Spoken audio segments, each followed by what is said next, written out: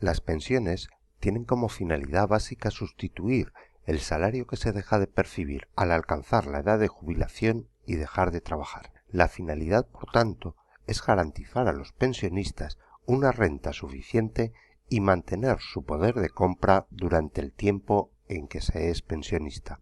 Para cumplir esta importante finalidad, el sistema económico que sostiene las pensiones debe cumplir un doble objetivo: proteger más y mejor y garantizar que lo va a seguir haciendo en el futuro. Pero desde hace tiempo, el gobierno trata de decirnos que el sistema actual de pensiones es insostenible y que deben realizarse profundas modificaciones en el sistema si queremos mantenerlo en el futuro. Pero, ¿son ciertos sus argumentos? La realidad demuestra que el sistema público de pensiones es sostenible, pero las soluciones deberían buscarse desde un acuerdo político y social amplio. Es cierto que nuestro sistema de pensiones se enfrenta a dos retos inmediatos: la caída de ingresos como consecuencia del aumento del paro y la equivocada política de austeridad, que es lo que se conoce como déficit coyuntural, y el fenómeno demográfico, que hará que a mediados de siglo tengamos que pagar el doble de pensiones de las que actualmente pagamos, que es el llamado reto estructural.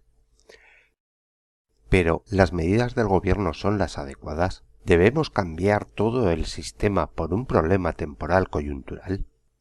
El sistema de pensiones se basa en una serie de parámetros como el número de pensiones a pagar, los ingresos, la edad de jubilación, los gastos.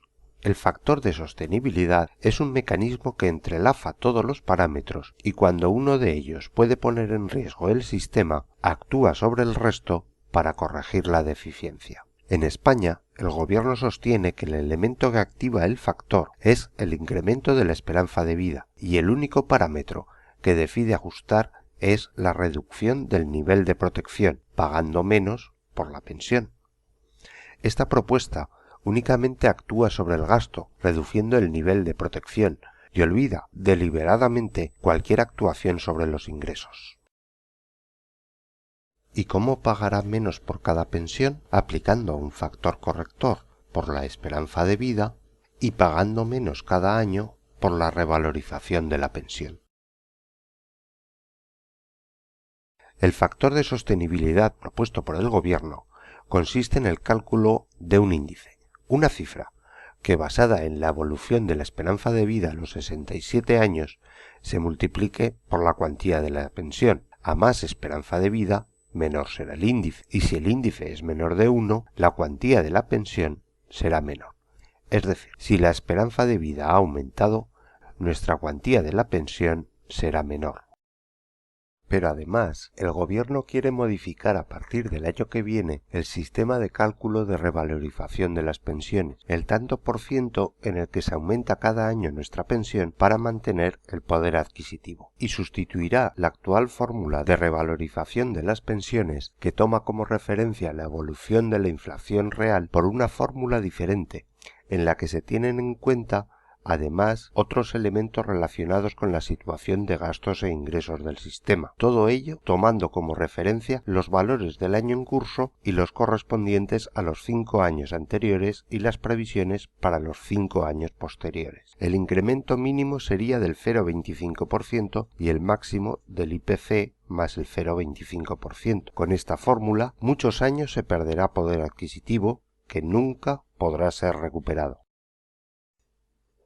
¿Cuáles serían los efectos de estas medidas? Pues lo cierto es que este conjunto de medidas supondrían una pérdida de poder adquisitivo de las pensiones de entre un 14,8% y hasta un 28,3% en los próximos 15 años. Según Comisiones Obreras, en los próximos 9 años los pensionistas podrían dejar de percibir hasta 84.000 millones de euros. Un pensionista que cobrase 1.200 euros al mes podría dejar de percibir 2.400 euros al año. Pero, ¿hay otras alternativas? Sí.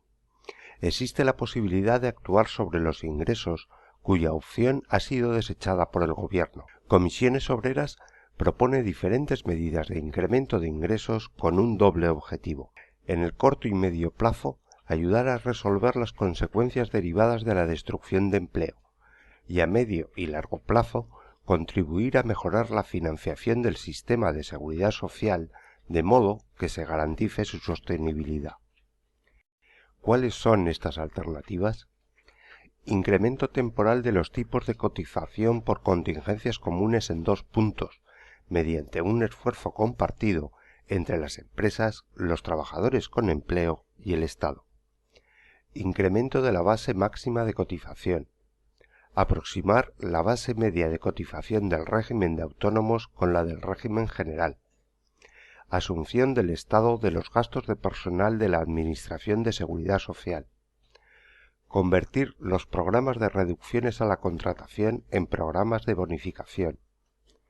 Políticas de reactivación económica que ayuden a recuperar los 3 millones de empleos perdidos en lo que va de crisis. Persecución del fraude asociado a la economía sumergida. Financiación de las prestaciones de muerte y supervivencia. Emprender una auténtica reforma fiscal es la actuación estructural más determinante y necesaria en la economía española.